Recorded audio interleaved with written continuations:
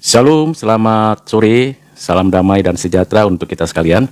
Ya, terima kasih yang sudah hadir untuk bersama-sama kita bertanya dan memberikan juga jawaban. Saya akan melanjutkan pembahasan mengenai topik-topik yang berkaitan dengan iman Kristen. Semalam dari jam 10-an saya membahas sampai jam 11-an. Sekarang saya ingin menyampaikan juga pokok pikiran lain mengenai iman Kristen yang berkaitan dengan Alkitab. Jadi kalau kita berbicara tentang iman Kristen, sekali lagi sumbernya mesti Alkitab. Walaupun kita mengalami suatu pergumulan hidup atau perjalanan hidup yang panjang, dan kita bisa katakan bahwa kita tidak ada dalam konteks kehidupan orang-orang yang ada dalam Alkitab, namun prinsip, makna, pengertian, ajaran Alkitab dapat kita terapkan di dalam konteks kehidupan kita saat ini. Saudara yang kekasih di dalam Kristus, kemarin saya sudah menjelaskan mengenai kaitan penciptaan. Ada waktu dan ruang, dan ada bumi. Jadi ini adalah bagian yang terus saya jelaskan, sampai pada waktunya nanti ada tanya jawab. Dan sampai sekarang belum bisa mengundang peserta lain. Ada persyaratan yang harus dipenuhi untuk bisa mengundang peserta lain. Nah, apa yang bisa disampaikan di sini? Yang bagian berikutnya dari Kejadian pasal 1 ayat yang ke-26 sampai 28. Kemarin saya sudah jelaskan berkaitan dengan 3 hal penting sebagai manusia yang bertanggung jawab dalam kehidupannya. Yang pertama itu menikah secara monogami, di mana setiap orang diperintahkan Tuhan menikah secara monogami, laki-laki dan perempuan dan dewasa. Jadi bukan pernikahan laki-laki yang dewasa dengan anak-anak atau kakek-kakek dengan anak-anak, tapi pernikahan laki-laki dengan perempuan dewasa yang sudah cukup dan sudah matang untuk menyelenggarakan pernikahan kudus. Itu yang pertama yang kemarin saya jelaskan. Yang kedua yang saya jelaskan juga tanggung jawab seorang Kristen, seorang percaya untuk mengelola bumi, memelihara bumi, dan menjaga bumi ini supaya tetap stabil, tetap harmonis. Walaupun faktanya kita menemukan ada kerusakan alam yang dilakukan oleh manusia, ada kekacauan, dan ada berbagai macam hal yang terjadi. Nah, bagian yang ketiga, saya juga kemarin sudah menjelaskan tentang pendidikan, karena anak, baik kita sebagai anak maupun individu, perlu dididik di rumah untuk bisa mengelola bumi dengan baik, agar kita hidup sejahtera, hidup sesuai dengan apa yang Tuhan kehendaki. Nah, saya lanjutkan lagi. Nah, sekarang kita masuk ke dalam bagian yang kedua dari apa yang diajarkan di dalam Alkitab mengenai manusia. Alkitab memberikan 2 pengertian penting dari unsur manusia, yaitu unsurnya yang pertama adalah tubuh dari debu tanah. Yang kedua adalah roh yang dinafaskan, nefes, sehingga jadi satu kesatuan disebut manusia. Nah, itu bagian yang kedua yang kita baca dalam Kejadian 2 ayat 1 sampai ayat 7. Nah, yang menarik di dalam apa yang diajarkan Tuhan di dalam Alkitab, bahwa manusia itu punya 2 unsur ini, menyatu kalau terpisah mengalami kematian, dan tidak mungkin sama dengan malaikat atau hewan atau tumbuhan. Apa perbedaannya? Perbedaannya adalah kalau malaikat adalah makhluk roh tanpa tubuh jasmani seperti kita. Itu perbedaannya. Kalau kita lihat, kita perhatikan juga hewan atau binatang, itu punya tubuh tapi tidak punya roh, sehingga sifat kekekalan tidak ada. Setelah dipotong atau dipelihara atau mengalami kematian, dia akan lenyap habis. Beda dengan manusia. Manusia itu dibentuk, diukir, yatsar oleh tangan Tuhan Allah. Kemudian setelah itu dia diberikan nafas hidup, nefes. Satu kesatuan yang tidak terpisahkan tapi dapat dibedakan. Apa yang menjadi sentral dari manusia rohani? Hatinya. Di dalamnya ada pikiran, kehendak, afeksi, kebebasan. Apa yang menjadi sentral keberadaan tubuhnya manusia? Otaknya. Karena otaklah yang mengatur seluruh fungsi dari apa yang ada di dalam indera manusia.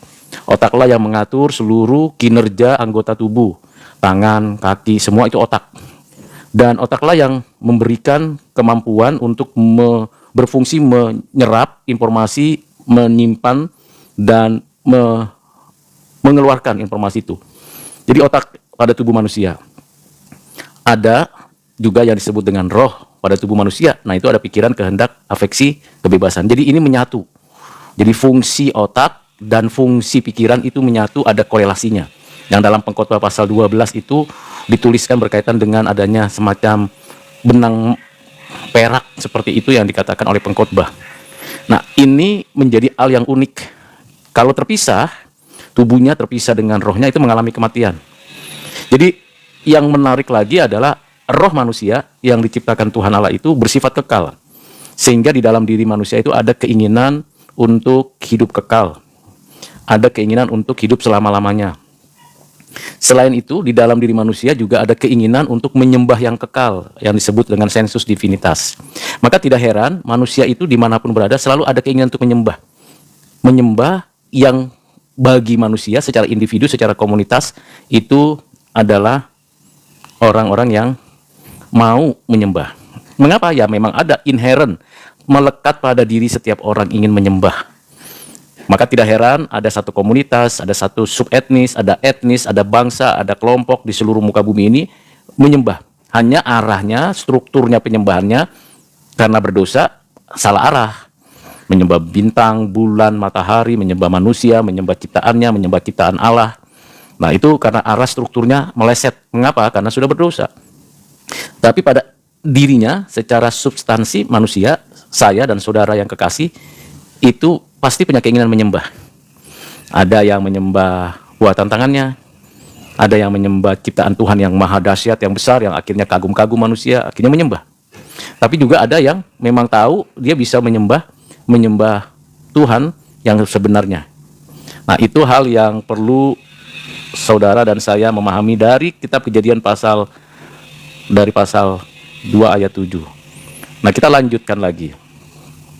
Dari pasal 2 ayat 7 itu, di sana sangat jelas sekali diberikan arahan kepada kita bahwa kita itu menjadi disebut makhluk hidup yang menyatakan kehidupan, yang memberikan pernyataan kehidupan, dan kita percaya bahwa Tuhanlah yang memberi hidup.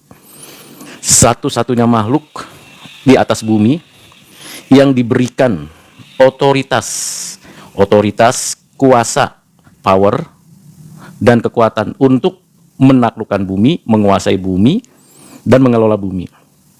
Karena punya kekuatan, otoritas, dan kekuasaan yang ada pada diri manusia yang dikaruniakan oleh Tuhan Allah. Nah, ini tidak ada pada binatang, tidak ada pada tumbuhan. Binatang punya kekuatan, tetapi akal budi manusia membuat binatang bisa ditaklukkan. Alam punya semacam sistem hukum alam, tetapi dengan kekuatan akal budi yang diberikan Tuhan, manusia mampu menaklukkan alam. Tetapi Tuhan tidak mengendaki manusia menaklukkan sesamanya. Tuhan tidak mengendaki manusia memperbudak sesamanya. Nah, ini hal yang perlu dan penting untuk dimengerti di bagian pertama ini.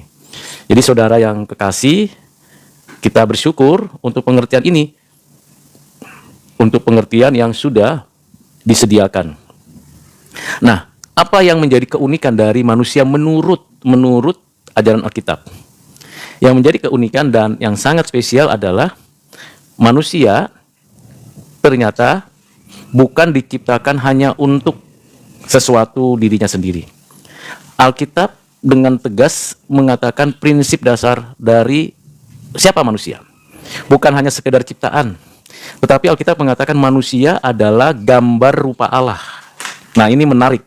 Istilah ini tentu menempelak atau mematahkan pengertian yang di zamannya pada waktu Mesir berjaya, pada zamannya Firaun sekitar 1400-an, 1450 sebelum Masehi, di mana yang disebut manusia itu Firaun, keturunan dewa. Konteksnya begitu. Nah, ketika Tuhan menyatakan bahwa every human being, tiap manusia, tiap individu adalah image of God, gambar rupa Allah, demut selem. Maka tidak ada yang istimewa, yang lebih istimewa dari antara manusia. Semuanya manusia adalah human. Manusia adalah ciptaan pribadi gambar rupa Allah. Nah, tiga istilah ini saja kalau kita mau jelaskan secara mendasar dan mendalam sangat luar biasa dalamnya. Nah, saya akan jelaskan satu persatu. Manusia adalah ciptaan. Saya, saudara sekalian, dimanapun berada, adalah ciptaan. Kita bukan pencipta. Kita memang menciptakan kebudayaan, berbagai macam teknologi, tapi kita bukan pencipta. Kita bisa disebut co-creator, yang mencipta dari yang diciptakan, ciptaan yang mencipta dari ciptaan yang ada. Ini yang disebut co-creator, itu kita. Tapi kita sebagai ciptaan tunduk mutlak sepenuhnya kepada Allah yang berdaulat, Allah yang menguasai diri kita. Itu kita. Jadi tiap orang, siapapun dia, jabatannya, posisinya, kedudukannya, kekayaannya, pendidikannya, siapapun dia, entah nabi, entah rasul, entah imam, entah raja, entah dia itu laki-laki atau perempuan, entah itu presiden, raja, perdana menteri, atau rakyat biasa, entah dia doktor, profesor, atau tidak berpendidikan informal, tetap seluruhnya adalah human being sebagai ciptaan. Jadi saudara dan saya adalah ciptaan. Yang kita gunakan ini sekarang adalah platform TikTok dan headset dan sebagainya. Apa yang saya kenakan, entah kaos, kacamata, dan semua yang bisa digunakan, ini adalah buatan tangan manusia. Karena manusia adalah bagian dari karya Allah yang memiliki kemampuan juga untuk membuat sesuatu dengan akal budi, dengan kehendaknya, dengan afeksinya, dengan kebebasannya, dengan kekuatannya, sehingga manusia dapat juga disebut sebagai co-creator. Tetapi bukan pencipta, ciptaan. Nah, itu bagian yang penting. Nah, sebagai ciptaan tadi tunduk mutlak kepada Tuhan Allah, maka tidak ada satupun yang lebih tinggi dari Allah, dari antara manusia. Nah, sesama manusia ciptaan harus saling mengasihi, harus saling menghargai, harus saling menghormati, harus saling menyadari bahwa kita adalah human being. Kita bukan siapa-siapa kecuali Tuhan Allah yang memberikan kepada kita hidup dan kehidupan. Sebagai ciptaan, kita bergantung sepenuhnya kepada Tuhan Allah. Ya, bergantung sepenuhnya kepada Tuhan Allah. Hidup kita, keberadaan kita, bahkan kita sebagai ciptaan pun membutuhkan ciptaan lain. Kita tidak independen. Kita tidak bisa mengatakan, saya tidak butuh udara, saya tidak butuh air, saya tidak butuh api, saya tidak butuh tanah, saya tidak butuh makan, minum, dan sebagainya. Tidak mungkin. Jadi keniscayaan, kita pasti membutuhkan yang lain, membutuhkan ciptaan yang lain, tapi tidak bergantung kepada ciptaan itu, karena ciptaan yang lain itu di dalam kekuasaan otoritas kita. Namun sebagai individu, kita adalah ciptaan yang tunduk kepada Tuhan Allah. Ini adalah sesuatu kondisi, situasi, keberadaan dari kita manusia. Adalah menarik bahwa kita sebagai ciptaan, dan kita sebagai ciptaan yang bergantung kepada Tuhan Allah pencipta, langit, bumi, dan segala isinya, kita juga membutuhkan ciptaan Allah yang lain. Itu sebabnya kita perlu dan penting menyadari, menjaga alam dengan baik, memelihara dan memberikan satu keinginan yang perlu untuk menjaga keharmonisan, kelanggengan, dan pelestarian alam, menjaga ekosistem dan keberlanjutannya. Jadi dengan demikian maka kita mendapatkan apa? Mendapatkan kekuatan dalam kehidupan ini. Itu sebagai ciptaan. Jadi banyak sekali hal yang bisa kita kembangkan dari sisi karya Tuhan Allah, bahwa kita adalah ciptaan. Ciptaan yang seperti apa? Ciptaan yang begitu indah, begitu teratur, begitu baik adanya. Jadi tiap orang, saudara dan saya, siapapun kita, adalah ciptaan yang indah, ciptaan yang baik, ciptaan yang teratur. Karena di dalam seluruh keberadaan kita secara tubuh dan secara rohani, satu kesatuan itu teratur. Sel-sel yang bergerak dan bekerja itu berapa miliar, 1 miliar atau 1 triliun, otak kita, mata kita, telinga kita, hidung kita, semuanya itu adalah ciptaan. Dan semuanya itu teratur, baik adanya. Tidak ada yang tidak baik. Bukan hanya baik adanya, saudara, tetapi juga adalah indah, beauty. Luar biasa, ada 2 mata, 1 hidung dengan 2 lubang, ada 1 mulut, ada telinga, ada 1 kepala, ada 2 tangan, 2 kaki, menghadap ke depan, bisa menengadah ke atas, dan tentunya kita tahu langkah kita ke depan. Nah, ini memberikan kepada kita kesadaran bahwa kita ini ciptaan yang luar biasa Tuhan berikan. Ciptaan yang unik, yang khusus, yang spesial. Nah, itu satu gambaran tentang ciptaan. Yang berikutnya adalah kita adalah sebagai pribadi. Nah, ini adalah prinsip di dalam Alkitab, bahwa setiap orang adalah person, bukan hanya tubuh, seonggok tubuh seperti hewan. Kita tidak menerima teori ajaran evolusi. Kita percaya bahwa Tuhan ciptakan tubuh kita. Kita punya disebut sebagai human person, makhluk pribadi. Sebagai makhluk pribadi, yang menarik adalah kita sebagai makhluk pribadi memiliki 4 hal yang paling penting sebagai makhluk pribadi. Apa itu? Yang pertama adalah punya kebebasan. Walaupun kebebasan kita terbatas, dibatasi oleh ciptaan lain, dibatasi oleh Tuhan Allah karena Dia yang paling bebas absolut. Kita bebas yang tidak mutlak, tapi kita punya kebebasan. Kita bebas berpikir, berbicara, bertindak, tetapi ada batasan-batasan. Batasannya diri kita, batasannya orang lain, batasannya adalah yang ada di sekitar kita, alam. Itu kita. Kita person sebagai makhluk yang punya kebebasan. Wow, luar biasa. Itu sebabnya kita bisa bicara apa saja, kita bisa belajar apa saja dari alam ini, tetapi ada batasannya. Tidak bisa semena-mena dan sesuka hati, tidak. Ada batasan-batasannya. Dan batasan-batasan itu mengindikasikan bahwa saudara dan saya, kita semua adalah makhluk ciptaan. Jadi ini satu sisi kita tunduk kepada Allah, satu sisi kita pribadi yang punya kebebasan. Nah, sayangnya banyak orang menggunakan kebebasan dengan kata-kata yang kasar, dengan menjelek-jelekan, meremehkan, merendahkan, melecehkan orang lain, baik itu fisiknya, baik itu juga pikirannya, dan segala macam. Kebebasan adalah kebebasan, tetapi tidak boleh sebebas-bebasnya disampaikan, karena kita wajib harus menyadari bahwa kita tahu orang lain juga punya kebebasan. Jadi kebebasan kita dibatasi oleh kebebasan orang lain, kebebasan kita dibatasi oleh hukum yang ada di alam ini, kebebasan kita dibatasi oleh hukum budaya yang ada di dalam ini, dan kebebasan kita juga punya batasan karena kita berada di dalam kekuasaan dan kedaulatan Tuhan Allah. Nah, itu bicara kebebasan. Yang kedua dari manusia sebagai makhluk pribadi adalah punya pikiran, rational being. Satu substansi yang tidak mungkin ada di dalam makhluk binatang atau tumbuhan atau materi. Punya pikiran. Nah, pikiran kita itu sangat luar biasa karena kita mampu memikirkan dari hal yang paling kecil sampai hal yang paling besar. Dari hal yang secara empiris kita alami, kita lihat, kita tahu, kita sadari, maupun yang kita bisa renungkan, kita pikirkan. Pikiran kita itu bisa melintasi ruang dan waktu. Waktu saya bicara ini, saya bisa memikirkan pikiran-pikiran yang ada di luar sana. Saya ketika berbicara ini bisa atau sedang menggunakan pikiran saya dan menyusun huruf, kata, kalimat, dan menjelaskan semua itu dengan menggunakan pikiran. Saat yang sama, saya juga bisa memikirkan apa yang akan terjadi pada waktu-waktu ke depan dan apa yang sudah terjadi pada waktu-waktu yang lalu. Lalu saya pikirkan menjadi sebuah pikiran-pikiran yang tersimpan di dalam pikiran saya. Dan dapat dikomunikasikan, dapat dituliskan, dapat ditunjukkan dengan perbuatan, dengan perkataan. Itu pikiran, kekuatan pikiran itu luar biasa. Sehingga manusia bisa menemukan kebenaran-kebenaran Allah yang ada di alam, kebenaran-kebenaran Allah yang ada di hati nuraninya, kebenaran-kebenaran Allah yang diinspirasikan. Nah, itu bicara manusia makhluk berpikir. Sehingga kita bisa lihat ada perkembangan teknologi dari 1.0, 2.0, 3.0, 4.0, dan 5.0. Perkembangan teknologi digital sampai sekarang penggunaan AI dan seterusnya. Bisa jadi makin lama makin luar biasa. Itu semua kenapa? Karena kita makhluk berpikir.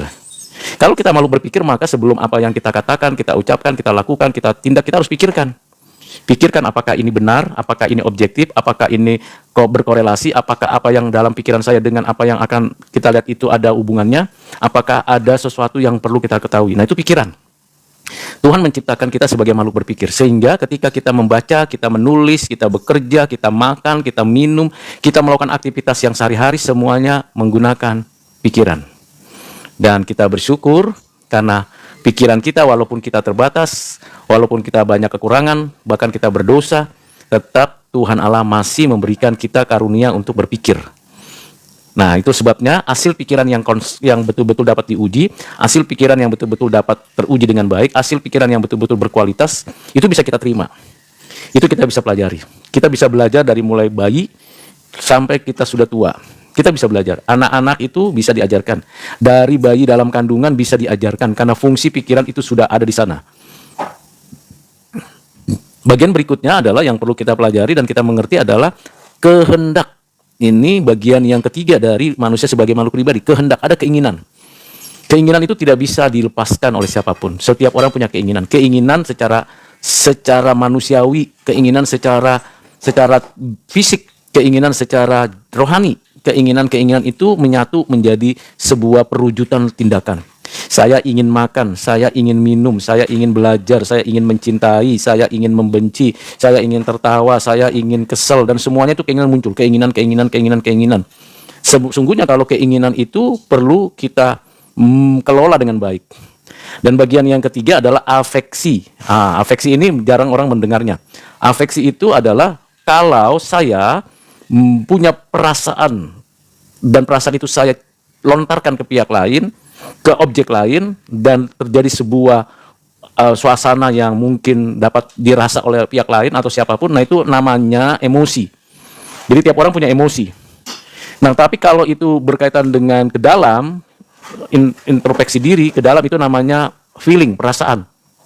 Jadi afeksi itu ada dua arah. Afeksi itu ke dalam itu perasaan, keluar itu emosi. Nah, 4 ini kalau kita mau jabarkan satu persatu, maka sangat menarik sekali tentang manusia. Manusia itu kompleks. Bagaimana supaya afeksi kita itu baik, dikendalikan oleh kehendak. Kehendak kita dikendalikan oleh pikiran. Pikiran kita digunakan untuk kebebasan, yang sadar betul bahwa ada kebebasan di dalam segala sesuatu, dan kebebasan itu ada batasan-batasannya. Jadi, saudara dan saya itu kompleks, tidak bisa dijelaskan dengan mudah. Dan Alkitab telah memberikan pengajaran seperti itu dengan jelas. Jangan tanya mana ayatnya. Alkitab tidak, kita membaca Alkitab, mempelajari Alkitab tidak, ini ayatnya, ini seperti itu, tidak. Alkitab tidak dibaca dengan demikian saja. Kalau begitu namanya kita tidak menggunakan akal budi. Kalau kita baca Alkitab itu luar biasa kompleksnya. Nah, itu tentang manusia sebagai ciptaan pribadi. Nah, sekarang bagian yang ketiga. Sebagai manusia sebagai gambar rupa Allah. Manusia sebagai gambar rupa Allah, jadi yang bagian penting yang dijelaskan, ditekankan di dalam Kejadian pasal 1 ayat 26, ayat 27, ayat 28, di Kejadian pasal yang ke-5 dan Kejadian pasal yang ke-9, serta di dalam kitab Perjanjian Baru memberi penekanan, penegasan bahwa manusia adalah gambar rupa Allah. Hanya Alkitab yang memberikan penegasan ini pada zaman itu dan zaman ini, zaman sekarang. Bahwa manusia gambar rupa Allah. Gambar rupa Allah itu maksudnya apa? Nah, artinya manusia itu gambar rupa Allah yang pertama itu menyatakan, mewakili, merepresentasikan keberadaan Allah di atas muka bumi ini dengan segala pengetahuan, kemudian keadilannya dan kesuciannya. Jadi merepresentasikan hal itu manusia sebagai gambar rupa Allah. Jadi every human being is an image of God. Jadi sebagai gambar rupa Allah, manusia itu mewakili, bukan Allah. Tadi sudah saya katakan bahwa manusia ciptaan, tapi juga pribadi. Sebagai ciptaan tunduk kepada Allah, sebagai pribadi punya kebebasan. Ini paradoks, dan paradoks lagi ke dalam sebagai gambar rupa Allah. Lebih dalam lagi itu. Bagaimana manusia mewakili Allah. Seharusnya manusia menemukan pengetahuan, di dalamnya ada kebenaran-kebenaran yang digunakan untuk kesejahteraan dan kehidupan manusia. Yang berikutnya adalah manusia sebagai gambar rupa Allah yang menunjukkan kepada kita sebagai manusia adalah mewakili Allah di dalam menegakkan keadilan. Berlaku adil. Adil itu bukan sama rata sama rasa. Adil itu proporsional. Proporsional sesuai dengan konteks, kebutuhan, situasi, dan kondisi yang ada. Itu bicara keadilan. Nah, hal-hal yang seperti ini perlu saudara dan saya memahami tentang keadilan. Jadi kita menegakkan keadilan sebagai image of God. Siapapun di hadapan kita, apapun situasi dan kondisinya, tegakkan keadilan, nyatakan keadilan, dan itu harus dilakukan. Yang berikutnya adalah kesucian hidup. Jadi sebagai gambar rupa Allah, kita menjaga kesucian hidup, menyatakan kesucian hidup. Bukan hanya perkataan, perbuatan, tindakan, tapi keseluruhan, keutuhan, totalitas kita harus suci. Tentu ini kita sadari bahwa kita tidak bisa demikian karena kita orang berdosa, sering berbuat dosa, sering melakukan hal yang buruk yang tidak berkenan di hati Tuhan, lalu kita tidak hidup suci. Padahal Tuhan mengendaki kita hidup suci. Sucilah, kuduslah kamu karena Allahmu kudus. Kudus berarti apa? Menghususkan diri untuk Tuhan saja. Tidak untuk setan, tidak untuk duniawi. Untuk hal-hal yang keinginan daging manusia. Tidak demikian. Nah, itu gambar rupa Allah. Mewakili manusia di dalam keadaannya sebagai gambar rupa Allah. Nah, sebagai gambar rupa Allah, tentunya banyak teolog ini yang memberikan kepada kita pengertian-pengertian. Gambar rupa Allah itu maksudnya secara substansial hanya dikaitkan dengan pikiran saja. Atau hanya dikaitkan dengan hubungan dengan Tuhan Allah dengan sesama saja. Atau hanya dikaitkan dengan fungsi bagaimana melaksanakan pengelolaan, pemeliharaan, penjagaan bumi saja. Tidak demikian. Yang dimaksud dengan gambar rupa Allah di sini berarti manusia itu menggunakan pikiran untuk membangun relasi dengan diri, dengan sesama, dengan Tuhan Allah untuk mengelola bumi ini. Dan luar biasa kalau kita mengerjakan itu dalam satu kesatuan yang utuh. Satu kesatuan yang utuh yang tidak terpisahkan. Kita punya pikiran, pikiran kita kelola, kita isi, kita lengkapi untuk membangun relasi kita dengan Tuhan Allah, dengan diri, dengan sesama, dengan lingkungan kita. Lalu kita mengelola itu untuk tujuan kehidupan sejahtera, kehidupan yang adil, kehidupan yang suci, kehidupan yang benar. Ini komprehensif daripada keberadaan manusia sebagai image of God. Dan sungguh luar biasa untuk bisa mengerjakan bagian-bagian itu. Nah, bagaimana kita bisa melakukannya?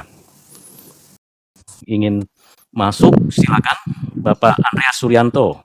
Monggo. Ya, shalom Bang. Selamat sore Bang. Selamat sore. Ada yang mau ditanyakan Pak Andreas? Pak Andres. Oke, ya. Ya, Pak Andres Suryanto. Oke, saya lanjutkan kalau ada Bang ini Bang. Iya, siap. Pertanyaan saya kan gini Bang. Di dalam Bible itu kan Taurat, Zabur, Injil. Nah ini, maaf ini kita posisi di sini tidak mau menghujat. Maksud saya itu ingin bertanya aja. Ya. Di situ kan yang jelas Tuhannya itu kan Yahweh. Kalau di sebelah itu kan mengimani, meyakini Taurat, Zabur, dan Injil. Nah itu kan bertentangan itu Bang. Kadang-kadang saya pernah ditanya gini Bang. Orang Kristen itu Bible-nya itu sudah palsu. Nah, saya kejar. Kalau memang palsu, saya minta yang asli aja. Yang asli mana? Kalau memang ada yang asli, saya beli 2 juta enggak. Saya cuma ngomong langsung transfer. Saya langsung transfer. Gimana itu? Ya, baik. Terima kasih Pak Andre Suryanto. Kita bertukar pikiran ya. Dari pembelajaran saya dan pengalaman-pengalaman rohani saya, Alkitab itu satu kesatuan yang utuh. Ada 3 bagian paling utama Perjanjian Lama yang disebut Tanakh, Torah, Navim, Ketupim. Torah itu nanti kita baca dari Kejadian, Keluaran, Imamat, Bilangan, Ulangan. Lalu Navim nanti ada kitab sejarah, ada kitab nabi-nabi besar, ada kitab nabi-nabi kecil, kemudian puisi ada Mazmur dan seterusnya, ada Pengkhotbah, ada Kidung Agung. Nah, ini satu kesatuan. Dan ini ada ribuan naskah yang disalin. Kalau ditanya teks aslinya ada nggak? Ada sebagian. Kita harus jujur mengakui bahwa teks asli yang tangan Musa pertama kali menulis kitab Kejadian itu nggak ada lagi. Salinannya banyak. Dari ribuan salinan, semuanya ada kemiripan. Ada perbedaan, titik koma dan sebagainya, tapi tidak mengurangi makna keutuhan. Maka ada manuskrip-manuskrip yang ditemukan itu ribuan. Satu kitab itu bisa 10.000 sampai 20.000, bahkan 50.000 manuskrip yang kalau diselidiki dan sudah diteliti itu semuanya satu kesatuan. Nah, kalau yang lain, misalnya kalau bicara di situ, ya silakan. Oke Bang. Saya potong sebentar.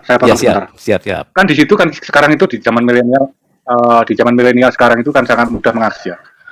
Di situ saya kan juga berhak bertanya Bang ke sebelah itu. Nah di situ kan katanya Al-Quran itu paling sempurna. Nah kalau memang paling sempurna, saya kan ngakses di hadis dan tafsir di ayat berapa itu saya lupa. Di situ memang mengatakan menulis benar itu memang benar adanya.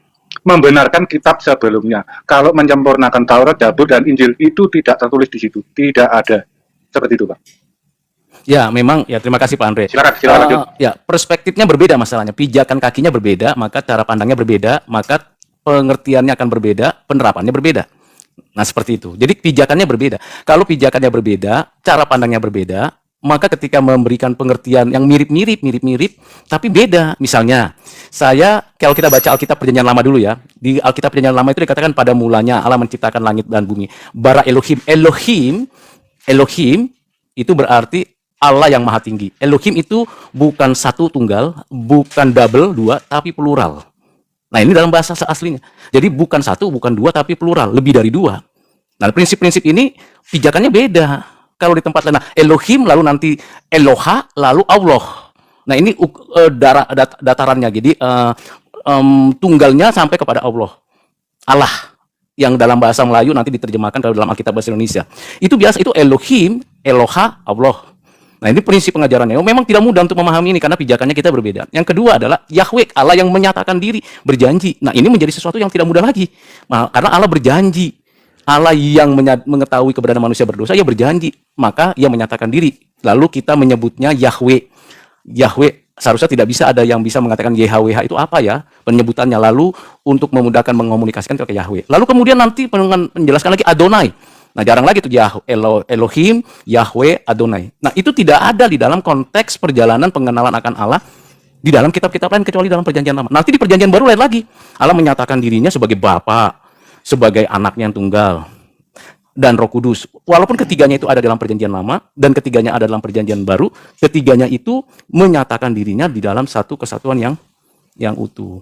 Nah, pijakannya itu sebenarnya Pak Andre. Jadi kalau pijakannya berbeda, saya makanya katakan khusus untuk bagian-bagian ini memang saya hanya ingin mengajak kita kembali kepada kita gitu. Saya nggak mau bahas masalah agama dan kepercayaan lain, kitab lain. Walaupun saya belajar di sana, saya belajar juga mengerti tentang sana. Saya punya kitab-kitab agama-agama lain, termasuk kitab Buddha, kitab Hindu. Saya belajari, bahkan kitab-kitab agama kepercayaan lain.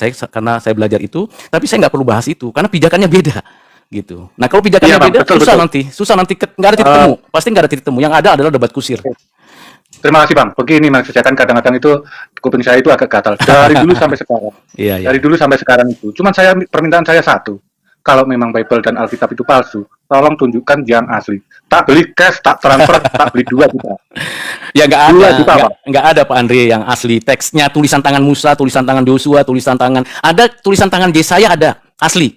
Tapi itu hanya beberapa pasal dan itu baru kira-kira abad ke-20, abad ke-19 ditemukan di pinggiran Laut Mati itu, di gua-gua itu ditemukan karena itu salinan. Ya, jadi kalau kita baca kitab-kitab lain pun, kalau sepanjang setahu saya itu juga tidak ada teks aslinya, salinan semua. Ya, betul, begini Bang, maksud saya, kalau untuk saya orang Kristen di Bible itu, kalau bagi saya sudah tidak kita ragukan. Betul, amin, haleluya. Sudah tidak kita ragukan. Tapi kalau ada sebelah yang enteng ngomong sudah dipalsukan, nah itu kalau memang ada yang asli, tak beli cash langsung 2 juta. rugi sekali kita beli itu, rugi sekali itu. Jadi lebih baik bantu orang yang susah, ya kan, yang lagi hari ini mau merayakan Natal nggak bisa beli bajunya, nggak bisa beli kue, lebih bagus beli ke situ, kasih ke mereka yang betul itu sih kalau menurut saya ya Pak Andre Suryanto. Ya kita bukan sok kaya atau sok gimana. Iya betul. Bagi apa yang sedikit aja pun bisa kok, orang-orang yang sebelah kita, tetangga saya, tetangga kita begitu. Tuhan Yesus itu kan mengajarkan saling kasih mengasihi untuk sama kita. Betul. Kan seperti itu. Terus Tuhan itu kan tak terbatas, tidak bisa diatur-atur pola pikir manusia. Nah, kita harus menyadari seperti itu. Iya. Jadi Tuhan mau menjadi manusia, mau menjadi apapun, ya terserah Tuhan. Ya itu mahal segalanya, tak terbatas. Betul. Kan seperti itu kan, Pak? Betul Pak Andre. Ya.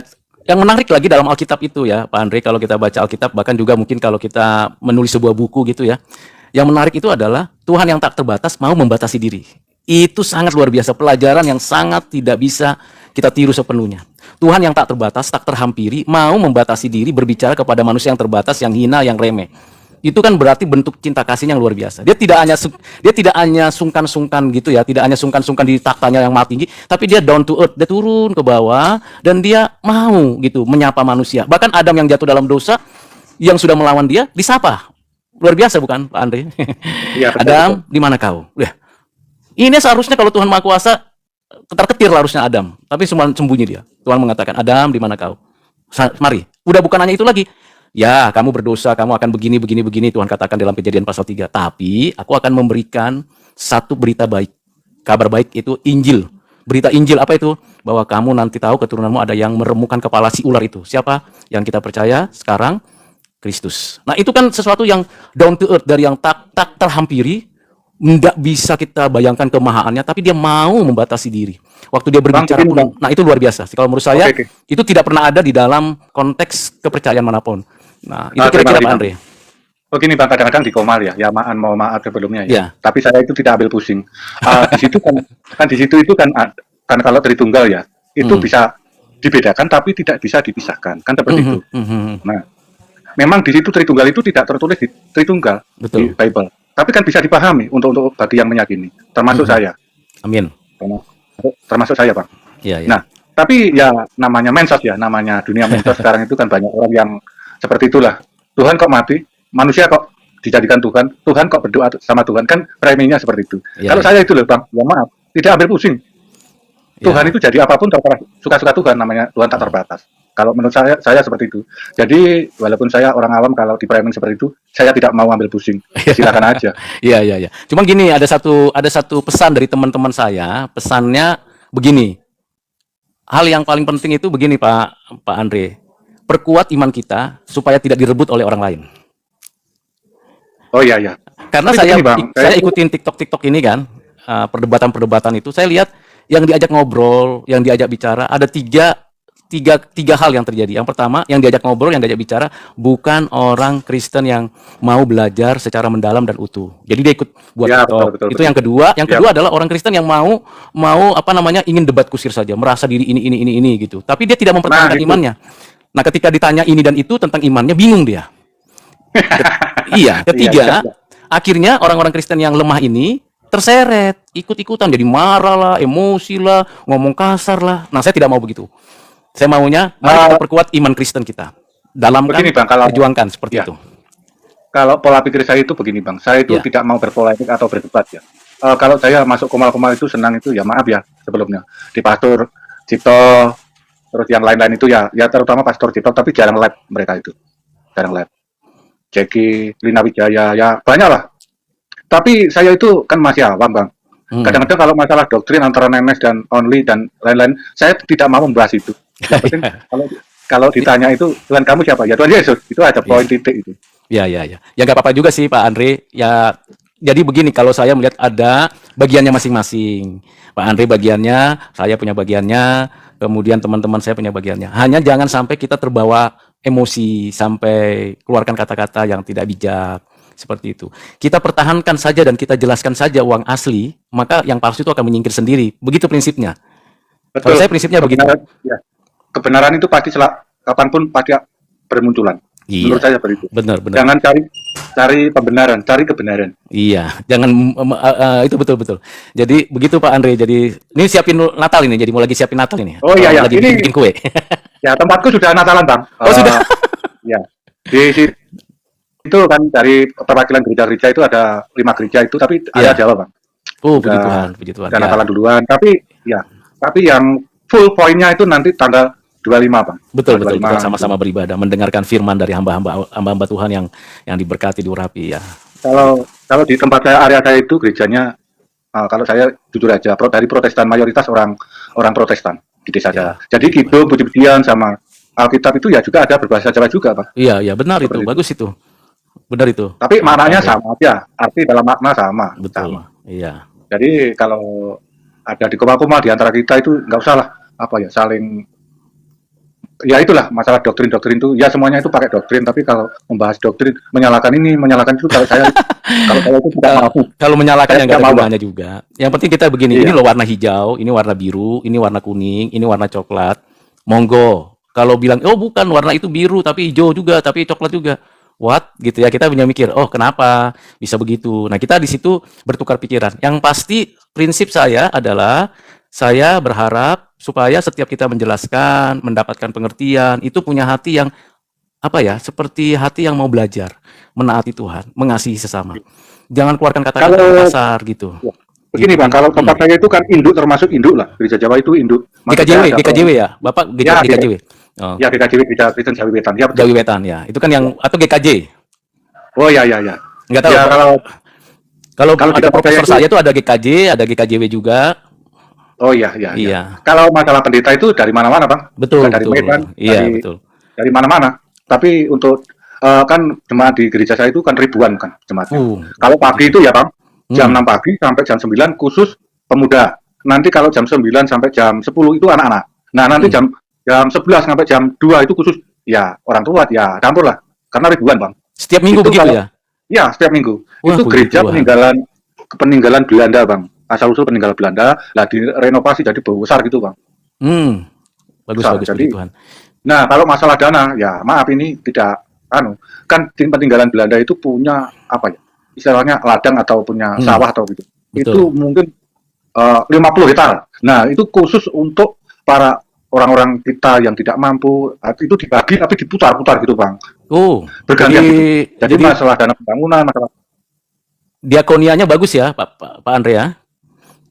Oh iya, ya masalah dana itu jadi tidak membebani para jemaat, Bang. Oh, Jadi bagus. kita punya dana, Bang. Ya, Punya ya, dana luar sendiri. biasa ini Kan Pak itu Andre peninggalan dari Suryatni. Belanda.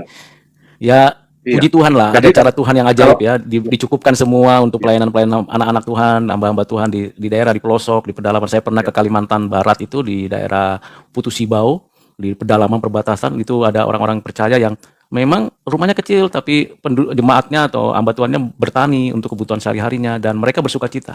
Dan saya senang sekali dengarnya. Dan saya berapa kali, 2 kali ke Iya. sana mengunjungi mereka untuk berbagi kasih di sana.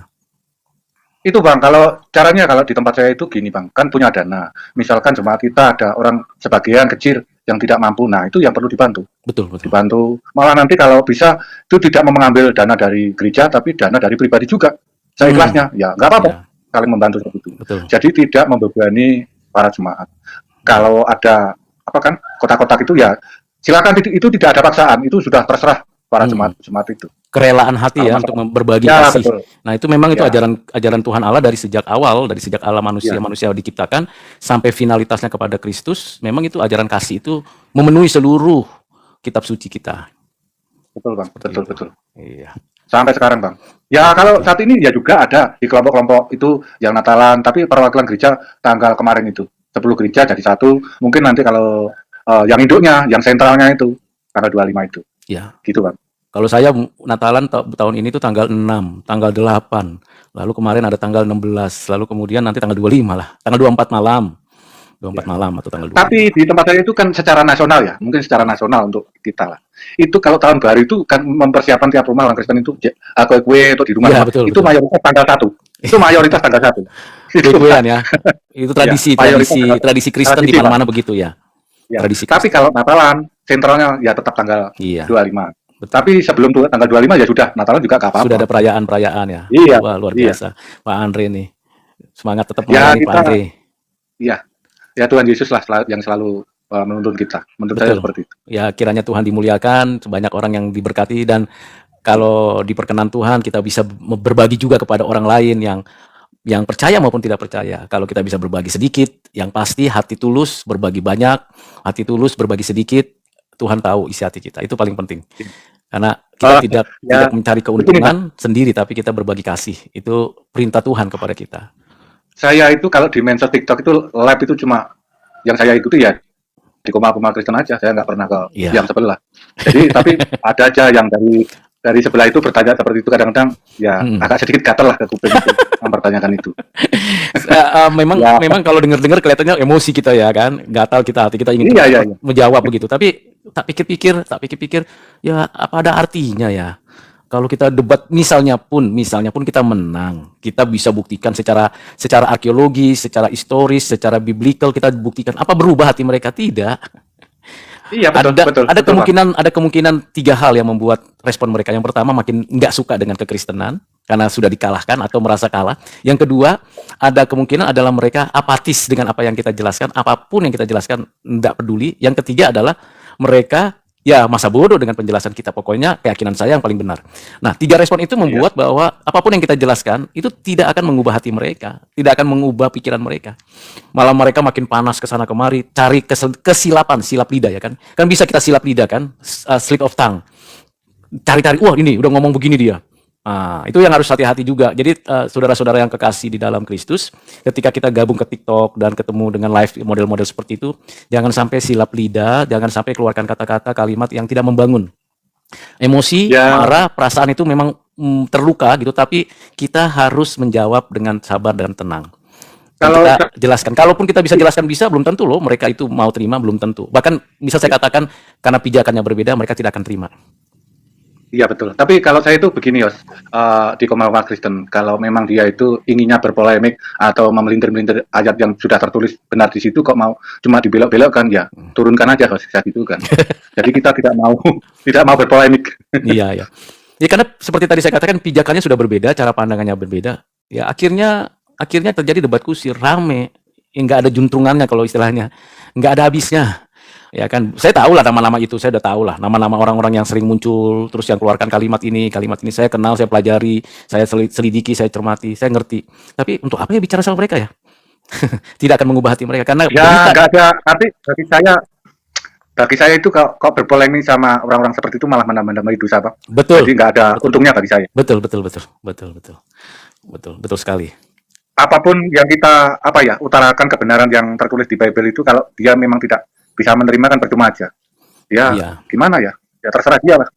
Yang penting kita menyampaikan sesuai dengan yang di Bible itu. Iya. Salam Pak Kevin, apa kabar?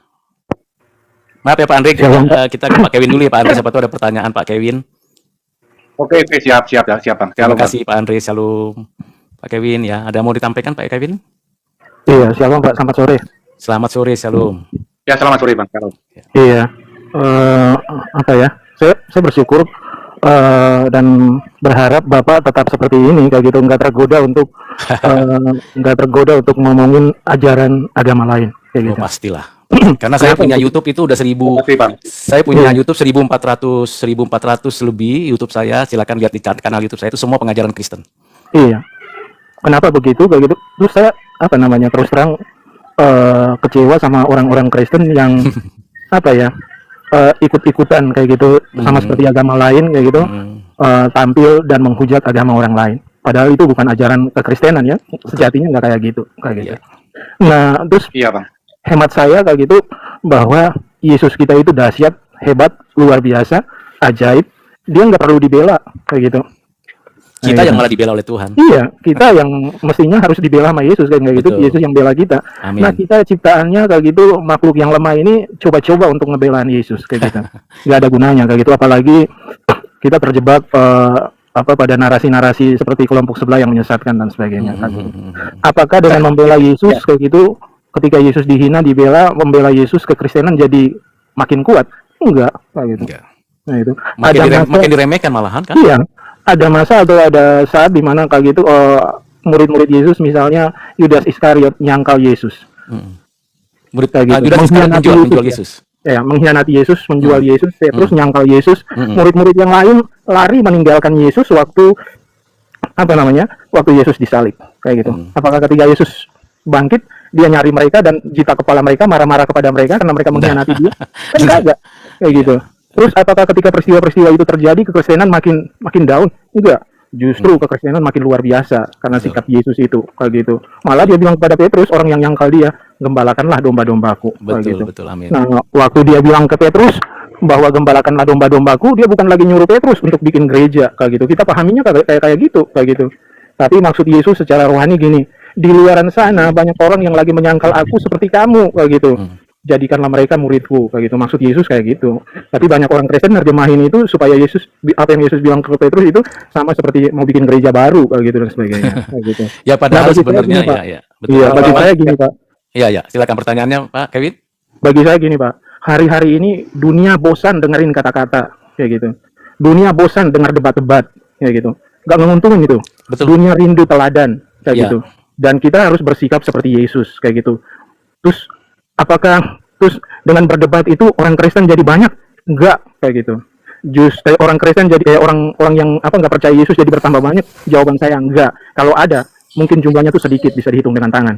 Akibat mereka bertobat setelah debat. Bagi saya jumlahnya tuh sedikit banget.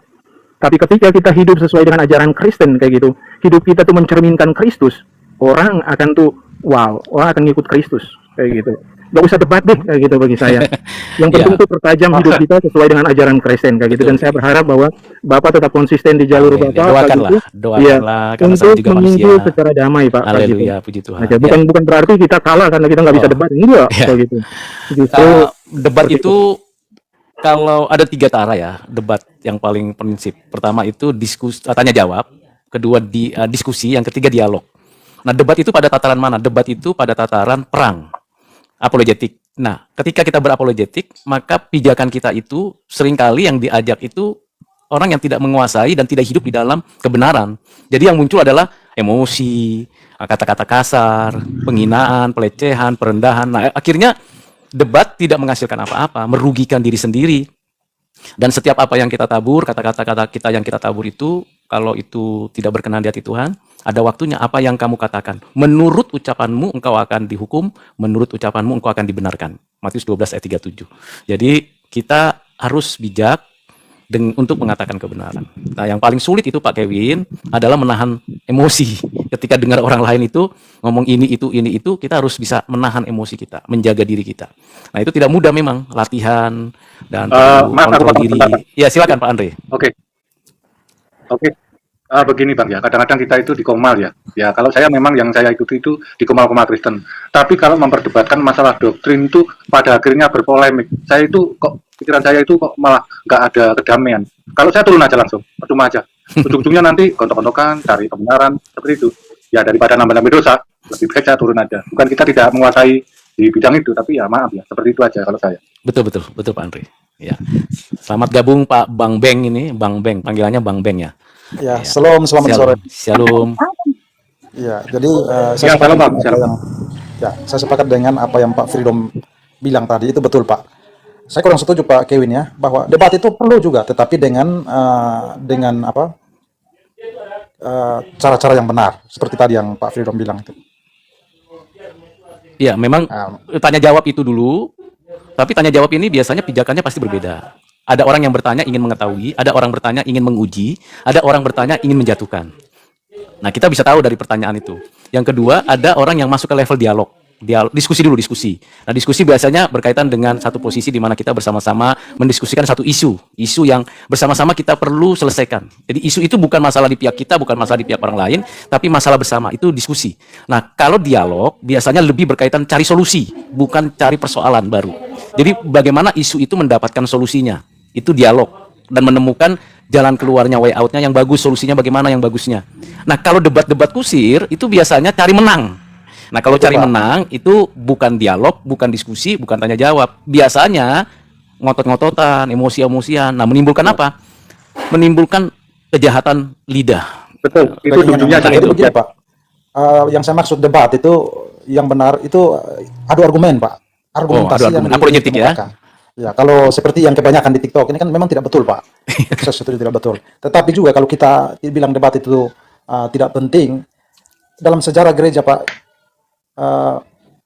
untuk memurnikan ajaran itu Pak ada dengan adanya debat Pak. Seperti kita tahu konsep Tritunggal itu pun begitu kan Pak. Ya, konsili Nicea, Kalkedon atau konsili itu kan apa namanya dari debat Pak. Ya. Sebenarnya nggak dari debat juga sih, karena kan ada isu di jemaat itu, setahu saya ada isu di jemaat itu, ada dua pengertian yang tidak tepat tentang pengenalan akan Allah, Bapa, Anak, dan Roh Kudus. Ada yang bersifat hanya untuk mengatakan Allah itu tunggal, esa, hanya satu pribadi, 3 peran. Dari dasar pemikiran orang-orang bapak-bapak gereja yang terdahulu juga. Tapi ada juga yang berpendapat tidak, tiga-tiganya Allah, 3 triteisme.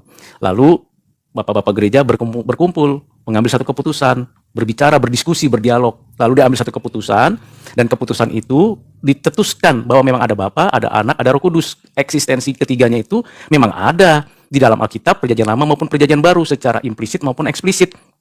Lalu seorang yang bernama Tertullianus menyebutkan satu istilah yang sampai sekarang jadi rame, yaitu Tritunggal.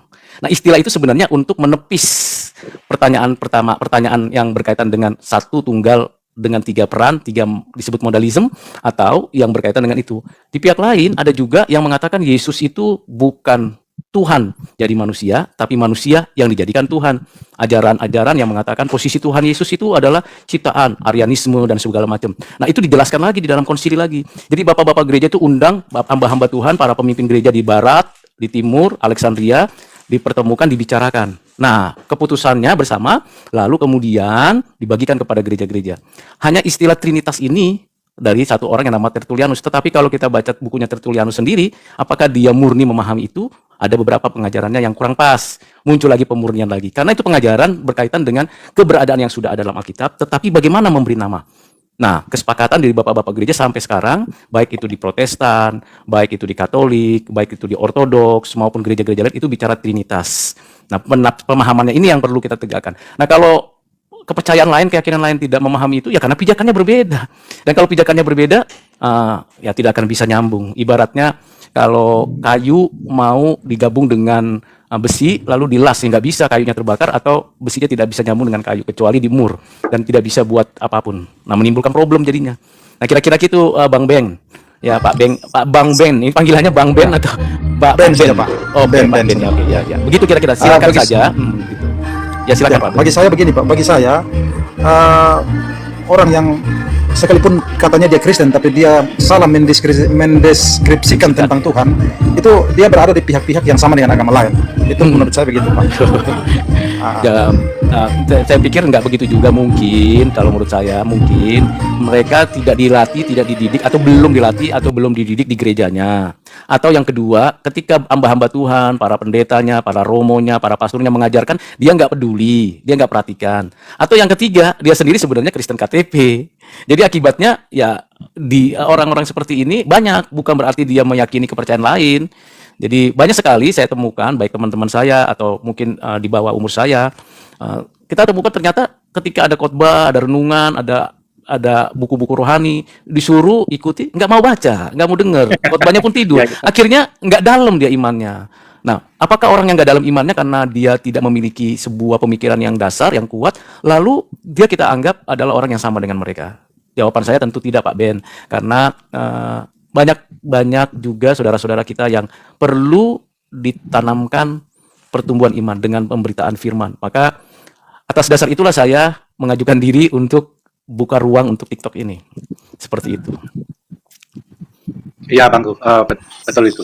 Kadang-kadang ada sebagian yang termasuk saya ya, awam, tapi kadang-kadang dia itu sok-sok tahu tentang Bible itu. Kalau saya daripada tidak tahu sama sekali, lebih baik diam, kita pelajari, kita minta tahu kepada pendeta atau pastor atau siapa yang lebih mengerti dari kita. Kalau pola pikir saya seperti itu. Jadi kalau sok tahu, sok mengerti, ujung-ujungnya tidak benar kan malah merugikan kita semua, seperti itu Bang. Ya, terima kasih Pak Andre. Gimana Pak Ben? Ya, supaya persaudaraan kita itu dalam Gini Pak, Iya, gimana ya, gimana. yang saya maksudkan itu, yang paling penting kan ketika dia mengaku Yesus sebagai Tuhan dan Juru Selamat kan Pak. Nah, kan ada yang menumpang di Kristen, contohnya saksi Yehova kan Pak. Oh, saksi Yehova jelas beda kita. Kan di Indonesia Pak, itu dia masuk di Bimas Kristen, masuknya di Kristen. Iya. Itu yang saya maksudkan Pak. Oke, Bukan berarti baik. bahwa Kalau yang saya itu orang memang- awam yang mungkin belum tahu, lalu saya saya sesat begitu kan, saya itu ke dalam enggak, pengetahuan saya berani mungkin kita. terbatas. Begitu maksud Bahaya saya itu Pak. kalau bicara-bicara Iya, sesat itu. Oke Pak, ya. Iya. Kalau yang begitu memang ada kebijakan negara yang intervensi dalam urusan pembagian keyakinan. Ini yang menjadi polemik sebenarnya, yang harusnya 7 aras nasional itu memperhatikan itu. 7 aras nasional gereja-gereja, termasuk gereja-gereja besar ini. Karena jelas sekali walaupun mirip sumbernya Alkitab, tapi Alkitabnya berbeda, tafsirannya berbeda, cara pandang, pijakannya beda. Kalau saya katakan kalimat itu adalah pijakannya berbeda. Jadi kalau pijakannya berbeda, pakainya kitabnya mirip-mirip, kelihatannya jadi bagian dari persekutuan Kristen. Jawabannya tentu tidak. Tentu tidak, karena berbeda, karena dia tidak mengakui adanya Bapa, Anak, dan Roh Kudus. Yang di dalam tradisi gereja, di dalam pemikiran hamba-hamba Tuhan, di dalam pemikiran bapak-bapak gereja, itu memang teruji seperti itu. Lalu muncul Arianisme, kemudian saksi Yehova abad 20, kemudian muncul lagi di abad 21 ini. Nah, itu memang akan muncul, karena Tuhan mengatakan bahwa akan muncul nabi-nabi palsu, akan muncul orang-orang yang mengaku pakai namaku, tapi sebenarnya tidak percaya kepadaku. Nah, tapi saya berharap, saya pernah punya kesaksian, ada orang saksi Yehova, yang begitu ngototnya, getolnya bertahun-tahun, lalu kita ajak ngobrol dari hati ke hati. Dan dia akhirnya menyadari bahwa dia hafal ayat itu, debat itu luar biasa. Saya bilang saya nggak mau debat, saya mau kita bicara secara menyeluruh, utuh dari Kejadian sampai Wahyu kita bicarakan. Ya puji Tuhan, orang itu kembali kepada Tuhan, mengakui Trinitas dan bersyukur untuk itu. Setelah itu saya nggak ingat lagi di mana dia sekarang berada. Katanya sudah menikah dan saya tidak ingat lagi di mana dia berada. Tapi saya percaya bahwa kalau Tuhan mau ambil hati orang itu, apapun latar belakang mereka, Tuhan bisa ubah. Gitu Pak Ben. Setahu saya, mudah-mudahan banyak orang yang kembali kepada Tuhan dengan baik. Baik Pak. Pertanyaan saya Pak, Iya, silakan Pak Ben. hal-hal apa yang sangat fundamental dalam kekristenan yang ketika orang menolak itu dia tidak termasuk dalam Kristen? Hal-hal apa yang fundamental bahwa orang itu, kita dalam perspektif Alkitab, bahwa orang itu tidak disebut orang Kristen? Yang pertama, pengakuan imannya kepada Bapa, Anak, Roh Kudus. Itu mesti clear. Itu yang pertama. Yang kedua adalah kehidupan rohaninya, spiritualitasnya, bagaimana hubungan dia dengan Tuhan Allah, hubungannya dengan sesama orang percaya, hubungannya dengan sesama manusia, hubungannya dengan alam. Apakah dia menggenapi atau menerapkan kehidupan spiritual yang betul-betul diisi, diperlengkapi dengan kasih, kebenaran, keadilan, dan kesucian. Nah, tentu kita berjuang untuk itu. Tapi fundamental yang pertama adalah pengakuan iman akan adanya Bapa, adanya Anak, adanya Roh Kudus. Dan di bagian yang pengakuan ini tentu ada hal yang sangat prinsipal, bahwa bicara oknum kedua itu pribadi Yesus yang adalah Anak Allah yang tunggal pada dirinya dalam kekekalan, yang inkarnasi berdasarkan ketentuan dan ketetapan Allah di dalam kekekalan. Dia inkarnasi dan mengakui bahwa Yesus Kristus adalah Anak Allah yang tunggal yang inkarnasi menjadi sebagai manusia, sehingga pada pribadi Anak Allah ini ada 2 natur.